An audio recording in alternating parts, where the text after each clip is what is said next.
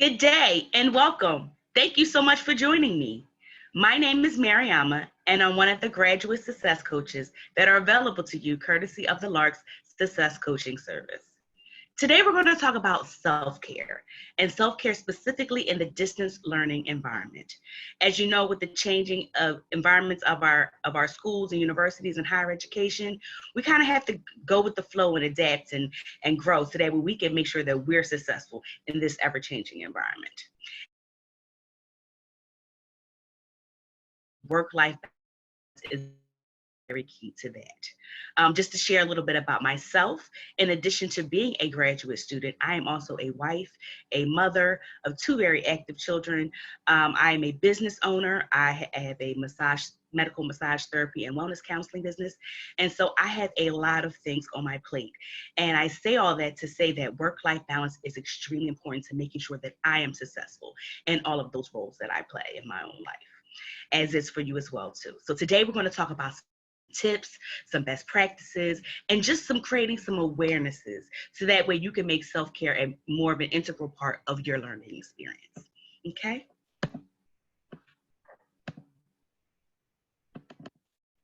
All righty.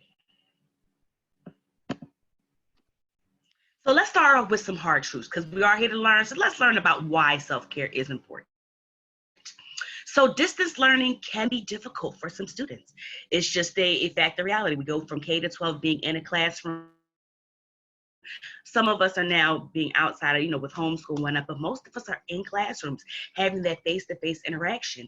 And while online classes are very flexible and marketable for students trying to, maintain work-life balances and also reach their goals, a lot of students do not perform as well as they would in in-person class. So that's just one thing to just be mindful of and why you need to keep yourself motivated and strong so that way you can win in uncharted territories. In addition to this changing environment, you are all still going through some very real and serious issues.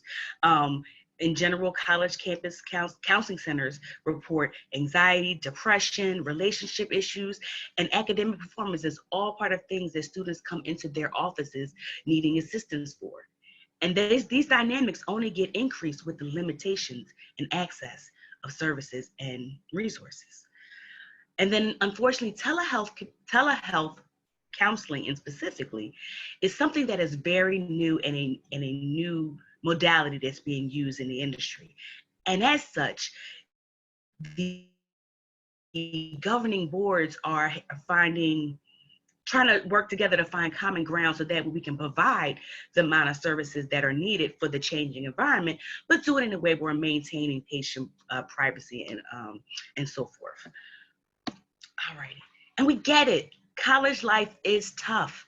Life is tough, but we have to manage what we got going on, right? A lot of us don't understand that just making small adjustments in your daily habits or daily protocols can mean the world to getting to where you want to go in life. It's actually the difference between surviving and thriving. And I call surviving basically just getting by. Like when you're in the throes of your semester and everything is just kind of being thrown at you and you just kind of just scraping by, just making it to the finish line, like one of those, you want those jump starts when you got your fingers are kind of touching the finish line. That's surviving. That's basically just getting to the finish line by any means necessary, regardless of the impact on your person and psyche. Now, thriving, on the other hand, is when you take the experience that you have gone through and you have opportunities where you can reflect and assess how you are being built as a person, a student, a professional, and so forth. So that's the difference between surviving and thriving.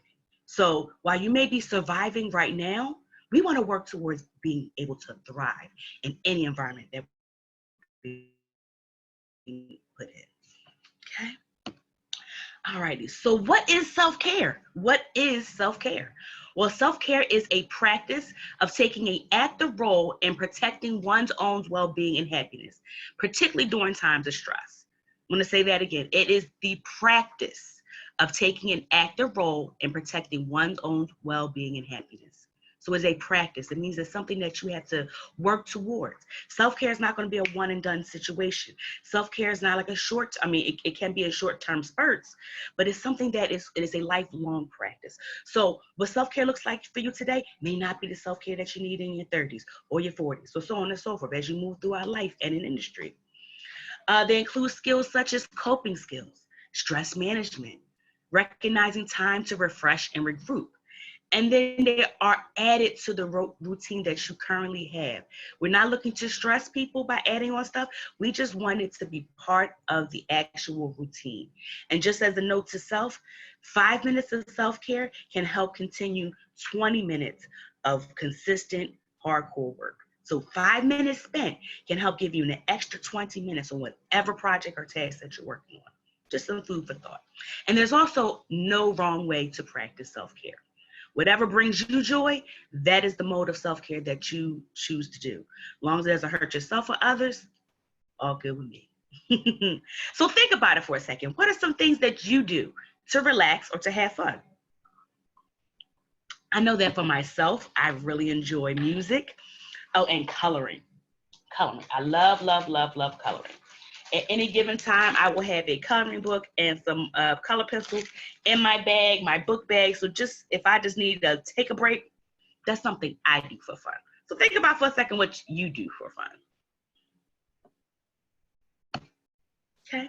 So broken up into, even though you're doing college at home, self-care in college should be looked at two different spectrums. We have the school edition, which works on keeping the mind sharp and motivated and engaged. And then you have the home piece, which works on the body and the personal growth and development part. Because remember, even though you're here to learn, you're also here to grow as a person, okay? All right, so the first thing I want to say, and this applies whether you're in class in person or whether you're on the Zoom distance learning portal of your school's choosing. Smile. I mean, not only is it good for you, I mean, you see we have these 5 facts here. They boost your mood, it boosts your immune system. Smiles are contagious. They really are. Notice, take a 1 day, 5-minute little experiment. Just walk around the neighborhood with a smile on your face. See if other people smile at you. Just shows you that smiles are contagious. Smiles relieve stress. Just so you know, it takes less muscles to smile than it does to frown. So that's less bodily stress. And it's also easier to smile than it is to frown. Like, you really have to be in a mood to be frowning. But you can laugh, you can smirk, there's so many different variations of a smile. And then think about this. It's another food for thought. You're on these Zoom tele-learning portals, right? And you're looking at your professor, and your professor's looking back at you. When you're sitting in that classroom and he or she is scanning the room, so to speak, who do you think they're going to gravitate to? Are they going to gravitate to the person that's kind of scowling or doesn't look engaged? Or you think they're going to be drawn to the person that has a smile on their face, or someone who looks like they're enjoying the interaction or just engaged in the topic? And that can not only help you not get through a lecture, but it can also help gain you some leeway, particularly when you need something from a professor. Like, think about it. You're in class, you're giving it your all, but you're still not making the grades that you want to make, right? You go approach the teacher. How do you want that teacher to remember you? Do you want that teacher to remember you for the scowl on your face, or for the perky, pleasant attitude that you constantly had day in and day out every time you're in class? So just think about it. And it's all about personal presentation. You want to present something good. I mean, we're not in class, so you don't have that working for you. So you have to kind of give a little bit more to the presentation part. So a smile can definitely help you achieve that. Another piece, keeping a schedule. This is extremely, extremely important, particularly in the distance learning environment. You are home, there's more likelihood to kind of slack off, to kind of say, oh, I'll do that later, because you really don't have to go anywhere. So it's like, there's no hurry. There's no rush factor involved. So keeping a schedule is very, very key to keep yourself accountable. So a schedule is not just meant to just to kind of keep you being the workhorse. It's meant to keep accountability for yourself, accountability for your work partners, accountability for your professors. Now, how you keep a schedule is up to you. Use your apps, your phone, your Outlook also has a calendar, which you can send reminders and so forth on. But me personally, because I feel that when I write things down again, it's another way to help me remember and be accountable. I keep a paper schedule. I have all of my things written in. I make sure I also, this is very key. I make sure I keep my schedule attainable. I do not want my schedule to stress me out, because if my schedule stresses me out, that's going to be another thing that's going to deter me from moving forward with what I have to do. So make sure your schedule is attainable and be realistic. Like if you know you're not a workout person and you think like, oh, I'm home now, so I'm just going to take this opportunity to go hard every day. If that's not your normal routine, don't put that in your schedule, because if you don't meet it, it's going to create stress. If you do meet it, cool, but do things that are attainable and realistic, like keeping it transparent. I have workout in my schedule once a week. If I do more, that's good, but I only make it once a week. So that way, in the back of my mind, I know that I have done at least that one thing to honor myself and my body. So just be realistic in that, okay?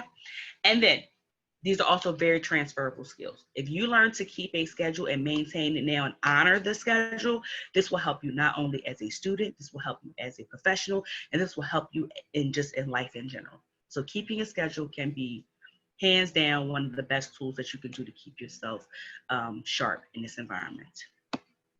All right, taking a break. Taking breaks are key, because just like food is fuel for our body, rest and time to process is the brain's fuel for its functioning.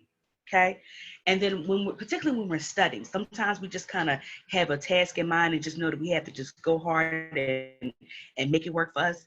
Taking that break allows the mind time to just relax and then assess and assimilate all the information you just gave it, and then allow it to store it properly for proper retrieval when it's needed, and then also allows you to add more. See, if you keep filling the cup, eventually the cup's going to start overflowing. So nothing's going to be retained. So if you keep studying, no matter how much you study, eventually you're going to come to a point where that cup is going to get to its brim, and you're just going to be pouring stuff nowhere. And then you wonder why, when you cram for that test, the information is not as accessible as it needs to be. So take those time for yourself. We have I can't remember the exact name of the system, but it's a great accountability tool. I call it the 25 and 5 rule. Basically, what you do is you commit yourself to 25 minutes of hardcore work, whatever it is you're doing, exercising, doing a paper, reading an article, outlining a chapter, whatever it is. Take 25 minutes to just hardcore, give it everything you got, and just power through, right? And then you honor yourself by giving yourself 5 minutes of fun time. Whatever it is, Netflix and chill, video games, dance, sing, whatever it is, color, whatever it is that you want to do, honor yourself with those 5 minutes. So that way you give yourself time to regroup, refresh, assimilate, process everything, and then get ready for the next task, okay? And then also too, like you said, a tired brain is not going to work. It's just not going to work. Then this one is really, really big for me, and this kind of stems into my work as a wellness counselor. So the power of positivity is huge. I'm a huge advocate for positive imagery. Just I'll show you some. I have some on the next slide, but I'll just show you some that I use. So for me, again, integrating wellness into my experience. So these are some things that I do for myself. So I have these bracelets that I have on. And these are my positive imageries for myself. Faith, she believed she could, so she did. So I do this for myself so that way I can constantly keep a positive mantra going through. So whenever I get off kilter, I just look at my wrist and go, okay, back in the game. So whatever it is that work for you, positively, cards, things you print off the internet, whatever it is, that just keep yourself surrounded by positive imagery. Because believe it or not, because you are not in your traditional learning environment, this is like being out in the wilderness and you're a city kid, right? And that change of environment can create a lot of stress and anxiety. So keeping yourself fortified with just images and things that just keep you filled with love and just uplifted, that's going to really help take you, particularly when you get to that, you hit that brick wall in a project or a paper or some research, and you just like want to throw the towel in, just look up at your positive image like, you know what? Okay, let me think of a different way. So the power of positivity and the power of yet. Do not count yourself out before you even try. Yes, you may not have the skills now, but with some work and determination and perseverance, you will get it. So the power of yet. That's a very, really great mantra to get into, fortifying yourself with. And then one other thing with positivity, look at the people who are around you. See if within your learning environment, your home, are there people around you during that time that are not investing in their education? Are there people who are around you who are not interested in the topic that you're researching? You want to maybe take a break from those people just until you finish your thing, and if those are people you know enjoy and love, re-engage at a later date. But compartmentalize those times when you need people who can help you reach your goals around you during those times. So that's just another component of positivity. So positive imagery, languaging from you, and then also the words that come to you via people. Okay, and these are just some pictures I took from Facebook and different social media outlets that I've come across, and you can just see how the wording is very uplifting. The pictures are very enlightening, and they help just to remind you that number one, you are human, you're growing and learning, and you're going to get better, and things will get better. Okay, and then one last one can be a great tool for stilling the mind, particularly taking in lots of information. I know like a lot of these majors are very specific in science or math or theology, and some of those topics can be very heady and very tough to comprehend or just kind of conceptualize. So sometimes taking a step back and just allowing the mind to still itself can allow you to see different angles that you may not have been able to see before. And meditation can be a great tool in that. And meditation is simply just listening and getting in tune with your breath. It doesn't take any specific skill. You don't have to go to classes for it. There are tons of apps, and I've also included some of the apps that I use and recommend on the slide as well. And it's basically just taking a mental walk, taking a break. And sometimes you just need it. You take like a little trip somewhere else. So since we can't go nowhere, just take a mental trip somewhere else and just focus in on the breathing, get back in tune with the body so that way you can be fresh and get rolling, okay? All right, so now we're getting into the home care. So this is the stuff that will not only impact us now, but these are stuff that we can take throughout life in general, okay? So one thing you all, if you do it, well, we're just meeting each other, but one thing I will definitely own up and say that I don't believe in cure-alls. I just don't. As a wellness professional, I don't. However, there is one that I do kind of reaches that plateau to a point, and that's water. And that's actually what I have in my cup right here, water. Water is just, well, number one, we're made of water, made of 75% water, so it's replenishing a natural resource of our biochemical makeup. It also helps maximize physical performance, like I said, getting back into replenishing. It also increases energy levels and brain functioning. It also helps treat headaches, and this is really key. Particularly, I mentioned this with college students because I noticed that, well, just students in general, you guys drink a lot of coffee. Like I see cups like this, I see big old cups, I see thermoses, I see everything full of coffee. And just think about this. For every 8 ounces of coffee, it takes 16 ounces of water to replenish the water that is being stripped from the body. Coffee is a diuretic, I mean, it strips water. So you need to add more water in to replenish what it takes out. So 9 times out of 10, if you have a headache, grab a glass of water. Be surprised how that'll work 10 times better than that Advil or ibuprofen that you take, okay? Water also helps digestive health. I know that being on campus, this was a huge thing that we talked about because, like I said, the food is different. We eat out of our norms, and gut health is a real dynamic. So water can definitely help regulate and fix any difficulties that you have. Well, help, excuse me, not fix, help any difficulties that you may have. Addition to gut health, urinary health, and then also weight loss as well too. Okay, so water, water, water.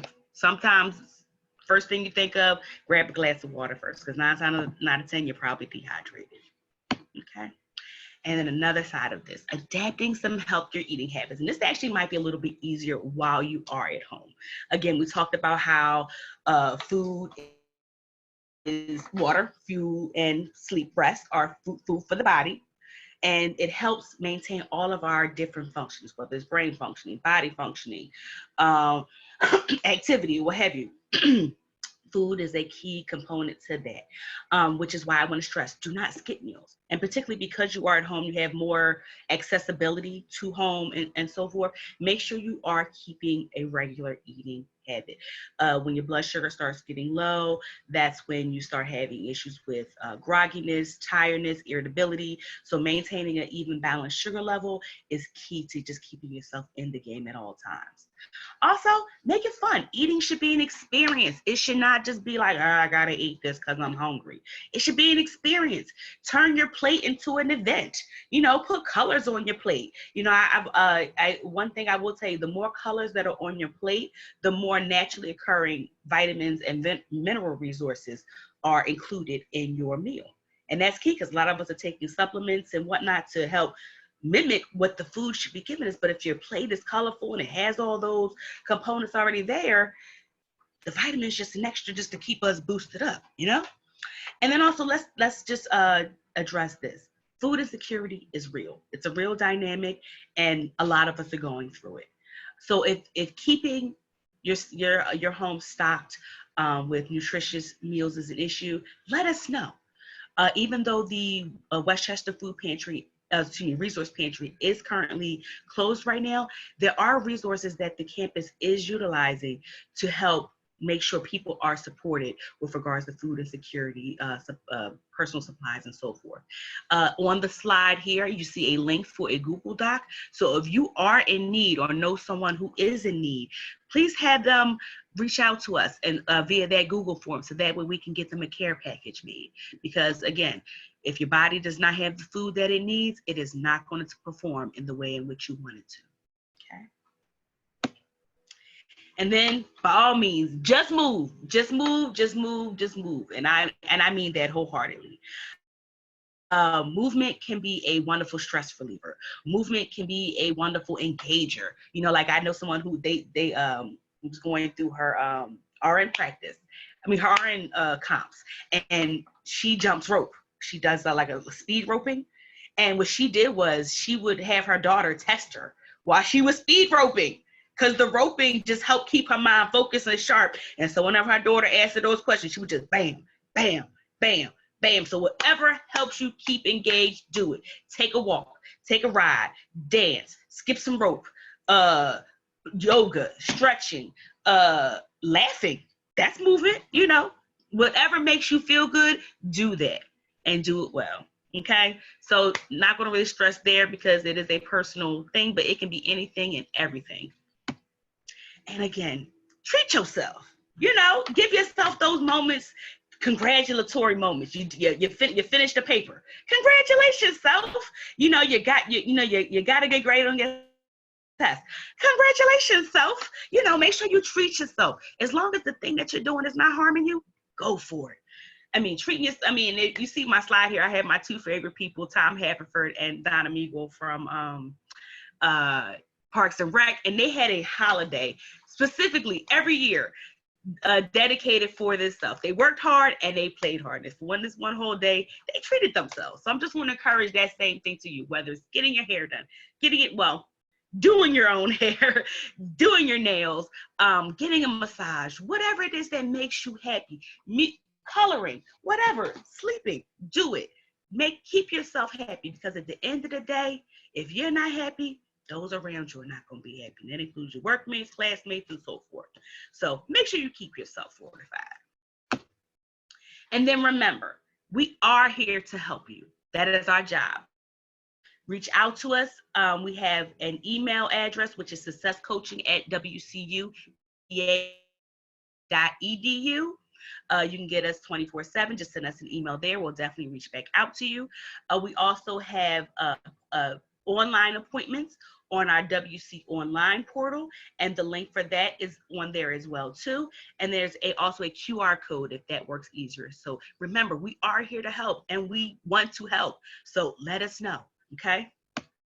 And then remember, always, always, always take care of yourself first. My nan always says you cannot serve from an empty vessel. So if your reserves are low, whether energy, emotion, or power, what have you, you're not going to be a good support system to someone else. So if you are supporting others at home or just supporting yourself through this process, make sure you're taking care of yourself first. All right. Thank you so much for joining me. If you have any questions, concerns, need assistance, or just want to just say, hey, reach out to us via successcoaching@wcupa.edu. Also, we'd love it if you take our survey. The QR code and the link for the Qualtrics survey is also on the slide as well, too. And make sure you're taking care of yourself. You are important and you matter. So with that, I wish you all a great day, a wonderful weekend, and a successful semester.